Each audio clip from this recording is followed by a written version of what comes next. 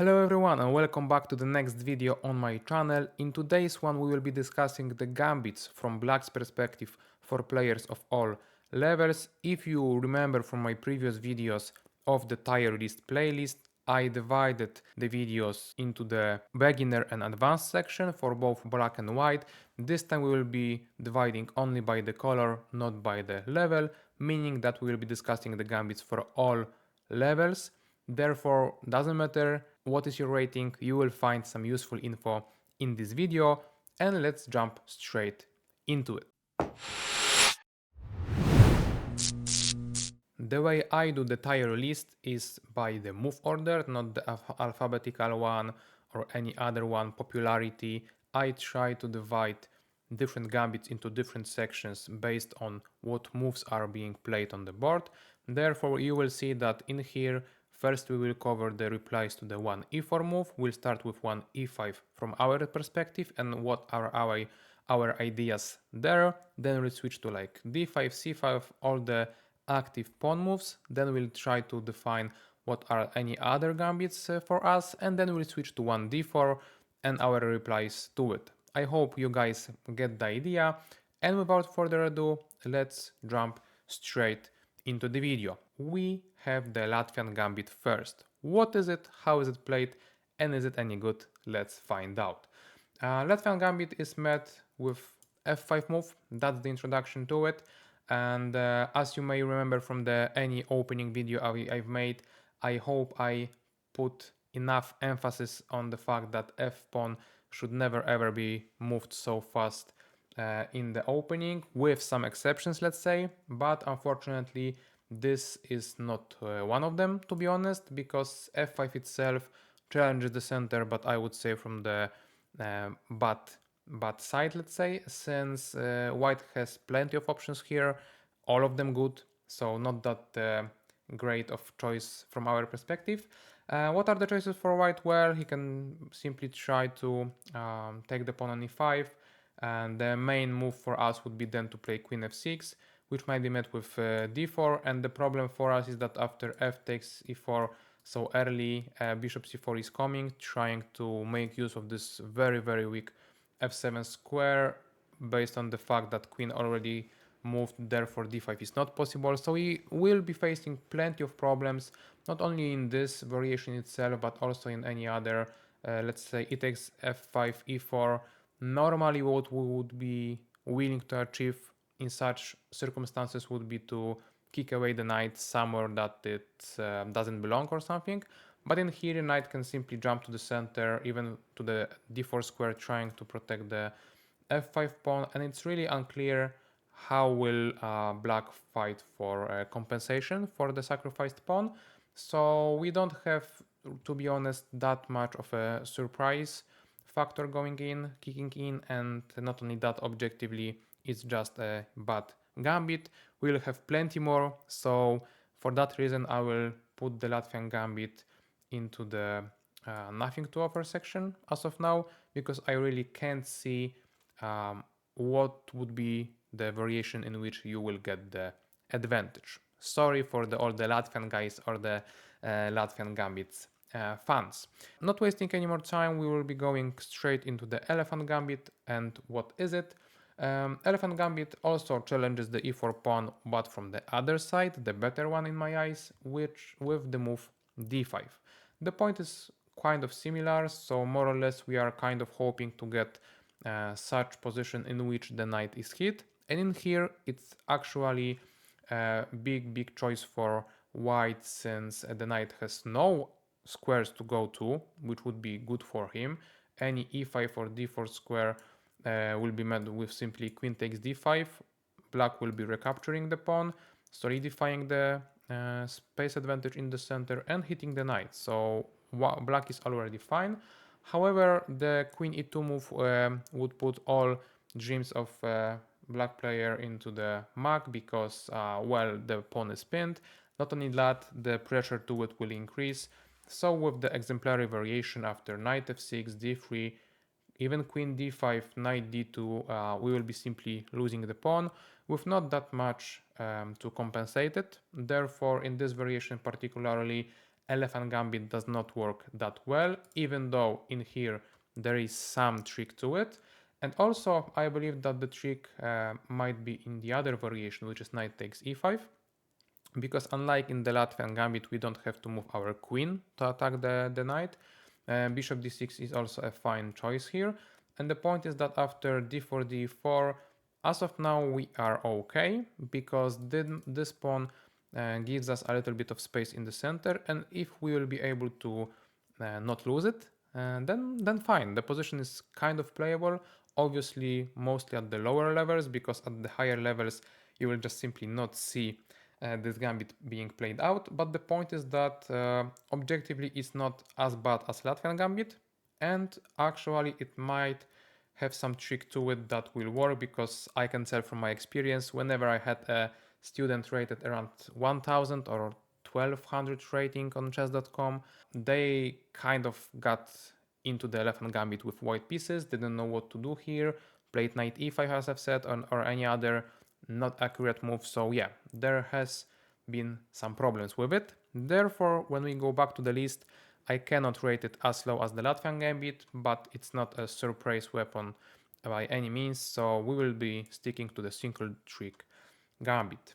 Next up on the list, as you can tell, is the online favorite gambit, I would say, which is the Stafford one. Why is this the favorite? You may know because, well, if you watch me, you dig so deep into the chess channels of YouTube, you for sure know the Eric Rosen guy, an international master who is known for popularizing this specific gambit. I even put his face onto it because it's quite a powerful weapon actually, and it's achieved by inviting first of all white into the Petrov defense, which is known as a rather boring, but then you switch into the Stafford gambit and the dynamic of the position changes a lot, and your opponents might be as well very much surprised. The objective evaluation of this position is a very bad one for black, but I've seen plenty of grandmasters online, over the board, in many time controls, simply losing within like 10 or 15 moves against both Eric Rosen and plenty of other content creators, or just simply my friends. So I would say that this gambit is particularly powerful. And if we go back a second, there is not really clear way for white to not go into it, because as of now jumping back with the knight would not be so great, and alternatives are not that great either. Maybe d4 would be one way to refute the gambit, because in some variations like that, for example, it actually is quite a good position for white, with the central pawns being so active and so on. So maybe that's the idea for not accepting the gambit, but if you accept it, well, it's our dream as black, and we have plenty of tricks. I will not be getting too deep into them because, well, you know Eric Rosen, you know all of them. However, I will just try to show few of them. So to start with, d3 is a natural looking move chosen by great players in many games, because there is nothing wrong with it. However, black is also developing simply and well and all that stuff. However, if the one more normal looking move like bishop g5 might be played, now we are basically winning as black thanks to the trick of knight takes c4, sacrificing our queen in order to deliver the beautiful checkmate with three of our light pieces. So this is just a teaser, let's say. For more of those Stafford gambit tricks, I recommend you to go to the Eric Rosen channel. Nevertheless, in my eyes, it's also a powerful weapon. I was meeting this gambit as white. It was not a fun time anytime. So yeah, I would say that especially in the shorter time controls, especially in the lower rating bracket, it's a very good weapon, because you will be taught how to put with the initiative, how to create it, how to push it forward and win the games with the activity. But at the higher stages, in the longer time controls, it will be not obvious, but quite obvious for the players to refute the gambit. Therefore, I cannot really put it into the legendary section, even though I would really love to. It's not really a real opening either, because objectively it's even worse than Latvian and Elephant, to be honest. So it's a strong, strong surprise weapon, and yeah, let's put it as it is. Going further, we have the Blackburne-Shilling Gambit. The Blackburne-Shilling Gambit is starting from the Italian game, which we obviously know. In the opening section for black, I discussed knight f6 and bishop c5 moves as the entry points of both fright lever and gioco piano. However, Blackburne-Shilling Gambit is having none of that, because it is played with a knight to d4 move, and I guess you know the trick, because I myself looked it up on chess.com, and I spotted that you can actually lose with white with 100% accuracy. How is it possible? Well, because actually the variation that I will be showing you right now is the variation considered as the variation from the opening book. And if you play all the moves from the opening book, it's treated as the 100% accuracy, and just like that you can lose the game with white pieces. So if that's the case, you can actually get such an amazing win with black. However, the problem with the gambit itself is that, first of all, at the very low levels, opponents will not be even perhaps aware that the pawn is hanging, so they will most likely continue with the development or trade on d4. Then in the middle rating bracket, let's say, you can actually get knight e5 on the board, but once more at the higher rating bracket, you will be once more met with knight d4 castle. And the problem with that is that we've wasted 2 tempos on trying to deliver that trick, and as of now our king is not castled, our pieces are not developed, opponent have all those factors, so he has clearly a better position. So basically this gambit is one trick only for a very specific rating bracket, therefore you will be not surprised if I put it into the single trick territory, and since it's a little bit better objectively than elephant, I believe this is the spot for it. Now we are switching back to the once more very sharp gambit, the one that you perhaps like a lot. Same stuff as the Stafford one, because in here we will be discussing the Traxler counter attack. So as I've said 2 minutes ago, I said that knight f6 is the introduction to the fright lever variations, and after knight g5 we are entering it straight away. However, instead of playing d5, which would be the main move in this position, Traxler counterattack is bishop c5, basically saying, okay, I will let you have it the f7 pawn because I am having my eyes on your f2 pawn. So when first met with that as white, it's really easy to be confused, because well, white has put enough pressure on f7 to take it straight away, and if the knight takes f7 there is already a fork on the board and so on, and at the same time black only put the pressure once to the f2 square, therefore white would be perhaps happy to take on f7, and that's when all the fun starts, because we can sacrifice on f2 with a check. If the king accepts, we will grab another pawn with the knight with another check, with the idea of introducing the queen onto the game. So overall it's a pretty deadly weapon. In here already the evaluation is 0.00 if you know what to do as white. If you don't, it's far worse. So yeah, it's quite deadly, and the point is that knight f7 will be actually played quite often, even in the grandmaster games. In the Lichess database you will see that dozens of grandmasters, dozens of titled players took on f7 with the knight, which is not good. However, then the higher you go, or let's say the deeper you go on YouTube, then you know what can white do in order to play against the Traxler counter gambit, because the best way to do it would be to take on f7 with a bishop with a check, with the idea that if king goes to e7, bishop will just simply go back to d5, c4, b3, doesn't really matter. What matters is that the pawn was taken, the king is misplaced, and yeah, white should be more than okay. The problem of that position, which would be the objectively the best for both sides in the Traxler, is that you can actually try to grow and develop an amazing initiative here, but in order to do it, you kind of have to be kind of a good player, let's say, and it might be hard for you to navigate it. And if you are a good player, the chances are your opponent is also a good one.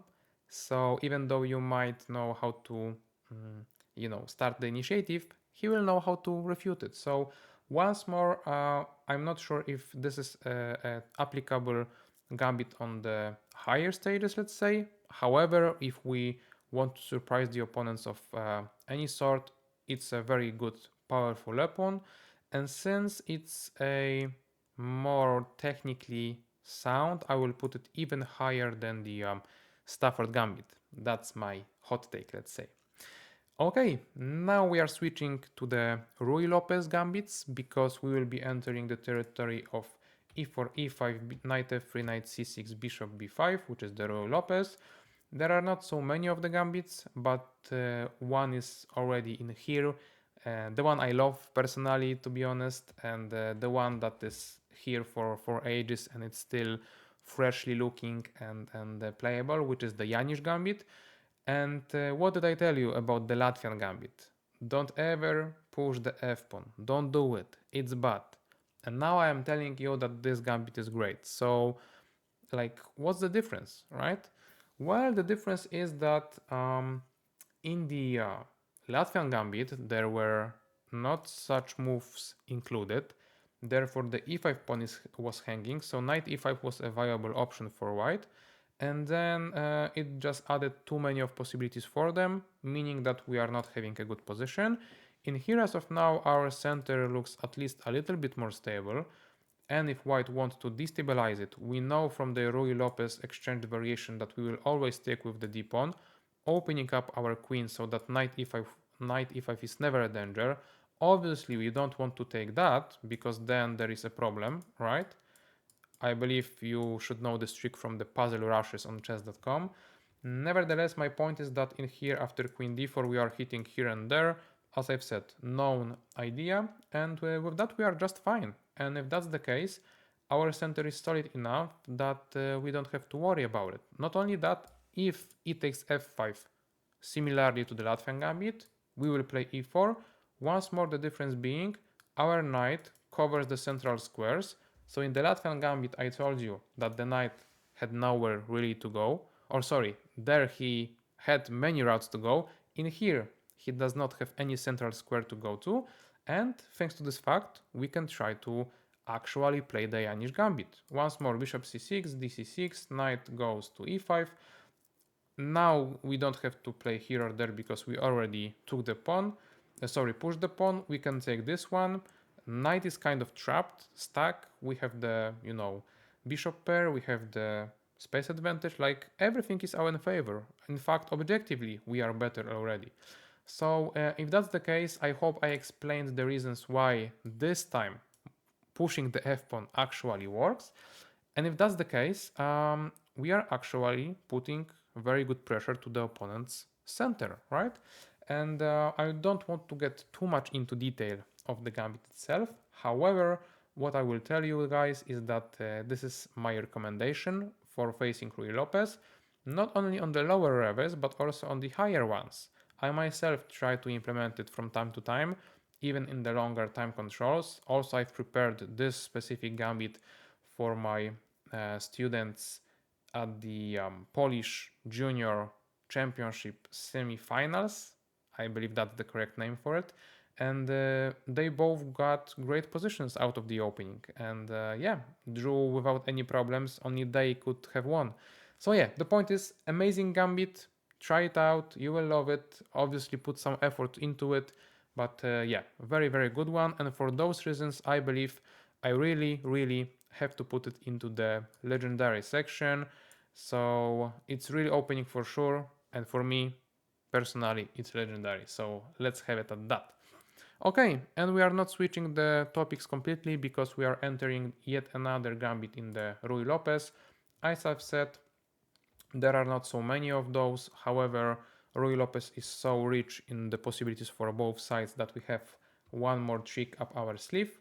and it's the martial attack achieved basically in the main line.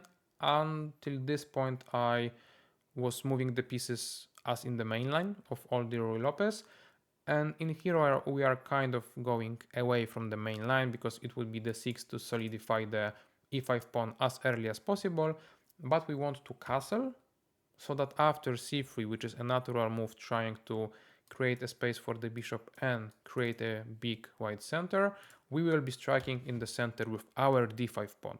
So not d6, but d5. Where is the gambit though? Because we are protecting the pawn, right? The point is that after takes, the rook is opening up to the e5 pawn, and this is the pawn that we are actually gambiting. And the idea is that very soon we will be achieving a position in which we will be trying to place our bishop on d6, queen on h4, and just simply go for the kingside attack. And thanks to the better development, as you can tell, those pieces are not the most active in the world. It's actually a very good choice for black. It's has been played out thousands of times at the very top grandmaster level actually. So it's objectively sound, it's practically great, even at the top level and even more at the lower level. I might say myself played that martial attack, I believe, like 3 times in the past year. And those games you might have seen on my channel in the Road to FIDE Master series, and I mean I won all of them. So amazing stuff, amazing gambit. Obviously it's quite hard to get on the board because from this moment onwards you have to hope that opponent will cover all the main moves from the main line. Therefore perhaps it's not the best choice for the lower rated opponents and players all in all. But if you are a ambitious player or already at the decent level, you should really look into it if you are e4, e5 players. So with that in mind, let's go once more to the legendary section, and since Marshall is being played even by the top grandmaster, I will be putting it ahead of the Jaenisch Gambit. And so yeah, let's go back to the list because I'm not sure if you can see it. Yeah, okay, already. So yeah, martial attack is here, as you can tell. And with that, we can go into yet another next gambit, which is the Portuguese one. Well, sorry guys for the interruption, but there is a change of plans because I already talked about for more than 20 minutes, and even though initially I wanted this video to be a one, not two parts one, I now decided to divide it because it's over 20 minutes just for the gambits after e4, e5, so I guess it's a nice ending point to the video and I can move all the other ones and talk about them in the other episodes. So as of now, thank you all for watching today's video. Make sure to like it if you like it and make sure to subscribe and if you are new around here so that you will not miss the second part coming out tomorrow. Thank you once more and we'll see each other in less than 24 hours. Bye bye.